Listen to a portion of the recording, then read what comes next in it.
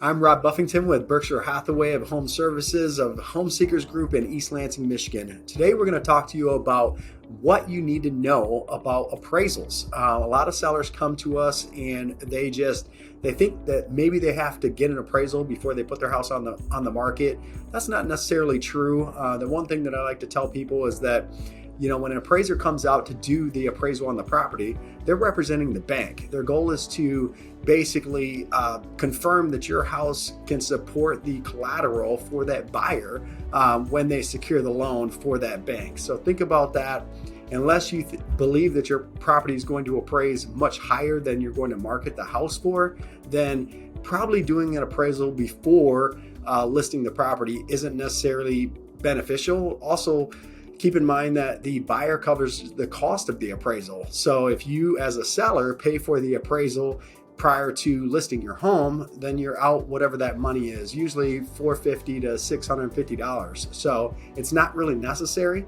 The other thing that you want to think about is the appraisal gap. What we've seen in this post-COVID era is we've seen a lot of people that have offered way higher than the listing price, and they've had gap coverage, if you will. And basically that's the difference between whatever the sale price is to the appraised price. So if an appraisal comes in at $300,000 and you have a purchase price of $350,000, then the gap is going to be that $50,000 that in this post-COVID era that we've been selling a lot of homes way over market value for, the buyers are making up the difference, that gap. We're going to start to see that slow down quite a bit as the market corrects itself, as the feds increase the rates, as we see some volatility in just the real estate market in general. That gap will shorten, if you will, so that there's less of a gap between the actual value and the purchase price. So think about that.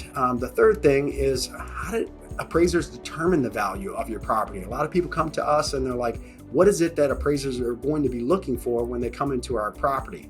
So they're going to be looking at square footage. They're going to be looking at bedroom bath ratio. They're going to be looking at the year built. They're going to be looking at properties that are similar to yours that have sold. And really, with the change in the market more recently, they're probably only going back 90 days. Maybe they'll go back 6 months, but you really can't go back any further than that because the market has changed a lot in the last 6 months.